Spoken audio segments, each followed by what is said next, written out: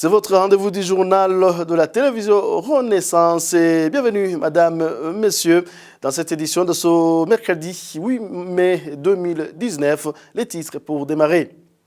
Les Burundais, dans leurs différences, sont appelés à combattre le pouvoir CNDD-FDD qui n'a pas cessé d'éliminer physiquement ses opposants politiques.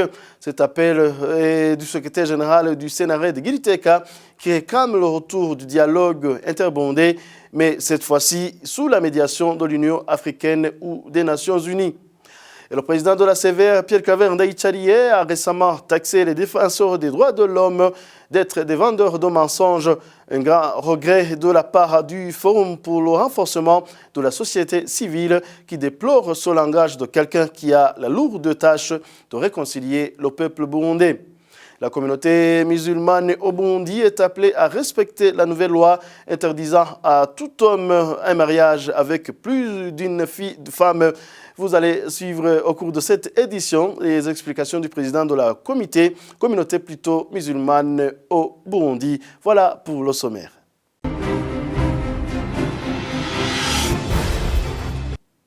Encore une fois, bienvenue. C'est regrettable que le parti au pouvoir, le CNDD-FDD, qui se réclame défenseur de la démocratie, comme son nom l'indique, aille jusqu'à éliminer physiquement ses opposants.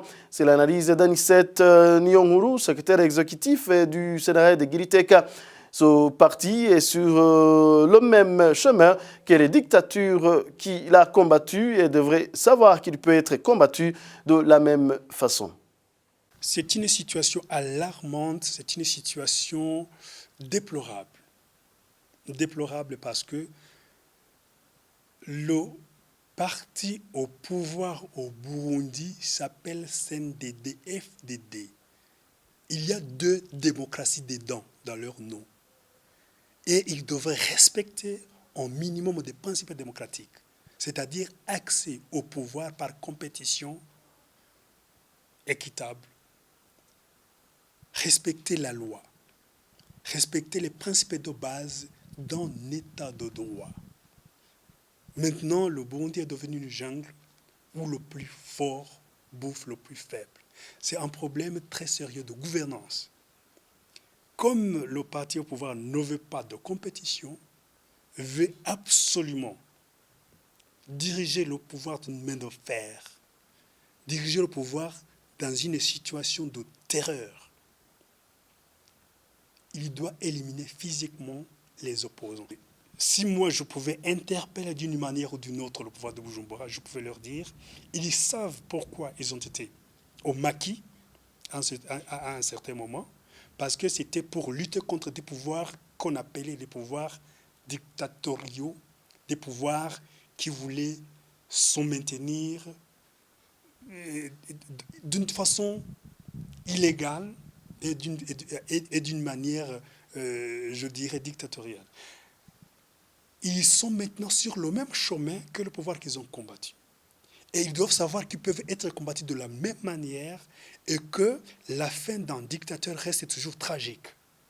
Et pour éviter cette fin tragique, il faut se ressaisir à temps et dire, voilà, je comprends que je dois diriger le pays d'une manière démocratique et que tous les Burundais, tous les citoyens burundais ont une petite part dans leur pays et qu'aucun Burundais ne doit rester à l'étranger par contrainte de ne pas être tué dans son propre pays. Pour la même plateforme, la CNRD de Giriteka, la sous-région, devrait remettre le tablier à l'Union africaine et aux Nations unies pour poursuivre la médiation interburundais, car la sous-région vient de faire 4 ans de médiation sans aboutir à aucune solution. Encore une fois, Anissé Nyonguru. Par principe de subsidiarité, la sous-région qui a traîné les pieds assez suffisamment et qui a d'abord, qui même, je pense, a échoué, parce que ça fait 4 ans.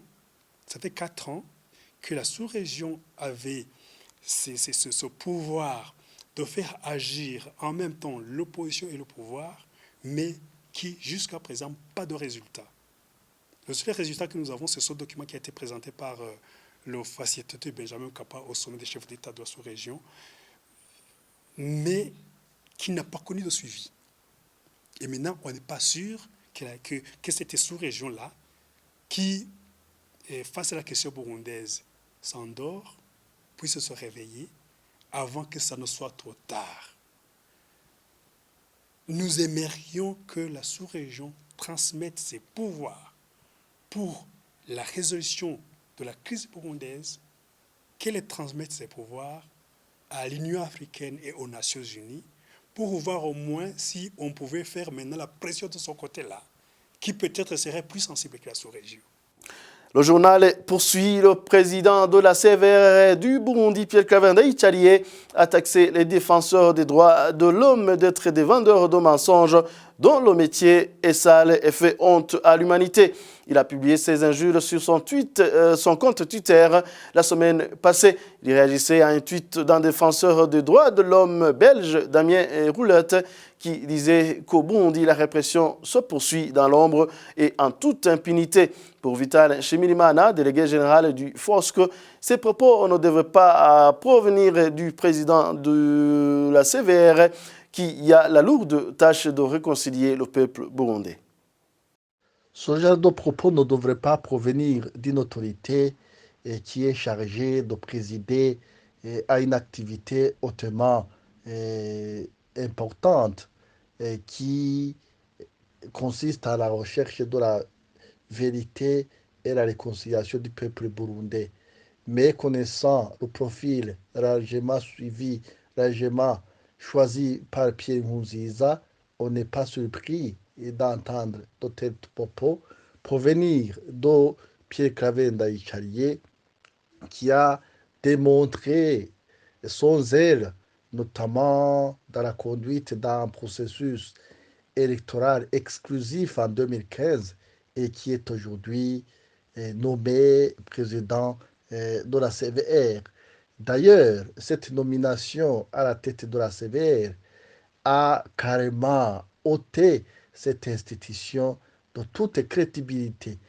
Et deuxièmement, nous savons le rôle joué par les défenseurs des droits humains dans l'accompagnement du processus de justice transitionnelle. D'ailleurs, le Forum pour le renforcement de la société civile a produit un guide d'accompagnement de la CVR en 2014 qui a été reçu par l'équipe qui a précédé à celle dirigée par Pierre-Claver Ndayicariye.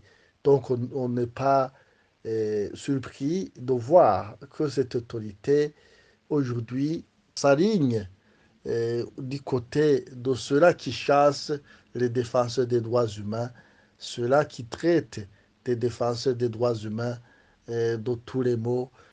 Et bien que la religion musulmane autorise leurs partisans à mariage avec plus d'une femme, ce n'est pas une obligation. Nul n'est au-dessus de la loi donnée par une nation. C'est une annonce de Cher Sadiki Kajandi, président de la communauté musulmane au Burundi. Et cette réaction tombe après que le gouvernement du Burundi ait pris une décision interdisant à tout homme un mariage avec plus d'une femme suivie. Niyaba Islamu itwemerera kurongora gushika ku bagore bane iratwemerera ariko si itegeko. Bien que l'islam nous autorise le mariage avec 4 femmes, ce n'est pas une obligation. Oui, un mari peut avoir 4 femmes pour des raisons diverses. Mais si tu vois que cela peut te causer un défi, il faut se priver contre son mariage. Sache que partout au monde, tout pays a ses lois et ses règles. Si les autorités burundaises ont vu que plus de 2 femmes dans un seul foyer peut causer un problème, c'est pour cela qu'ils ont pris la décision d'interdire à tout homme un mariage avec plus d'une seule femme. Je pense que c'est pour le bien-être de la population. Malgré que la religion musulmane autorise un mariage avec plus de 3 femmes, nul n'est au-dessus de la loi. Nous devons sans doute respecter la loi de notre pays. Nta nkeka yuko twebwe dushobora kubishira mu ngiro tugenda no kubahiriza amategeko y'igihugu. Et avant de clore cette édition, après la sortie du livre Hutsi au nom de tous les saints de Antoine Kaburahe, nombreux se demandent pourquoi sa signature sur le livre. Ils se disent qu'Antoine Kaburahe a voulu exploiter Aloïse de Gonzague Niyoyita. Télé Renaissance s'est entretenu avec ce dernier qui éclaire l'opinion de cette polémique. Il faut que les gens sachent que les capacités des uns ne sont pas des capacités des autres, dit Aloïse de Gonzague. Je voudrais vraiment inviter les Burundais à éviter des raccourcis. Et profitant de votre question, je dois dire mes remerciements à Antoine Kabourahe. Antoine Kabourahe qui vraiment m'a écouté et Antoine Kabourahe qui a écrit mon histoire telle que je le lui avais décrit 2 ans durant. On a travaillé sur ce livre 2 ans durant. Antoine Kabourahe a fait des voyages, 2 voyages de l'Europe ici, pour s'entretenir avec moi. On a échangé pendant toutes ces 2 années des emails, des messages WhatsApp, des messages Messenger sur Facebook. Alors qu'aujourd'hui, certaines personnes disent, ouais, il faut aussi reconnaître une chose. Hein. Il faut dire que, et là c'est aussi une faiblesse que j'ai déjà constatée chez les Burundais, tout le monde ne sait pas tout. Hein. Tout le monde ne sait pas tout. Antoine, il est journaliste, moi je suis journaliste. Antoine, il est journaliste et écrivain. Moi, je suis journaliste radio et je suis agencier. Donc, si tu écris des dépêches d'agence, cela ne veut pas dire que tu as les techniques pour écrire des livres. Et Antoine a cette technique et j'ai reconnu qu'il a cette technique et je lui ai demandé. Et Antoine a été assez humble pour m'écouter et on a travaillé sur ce livre.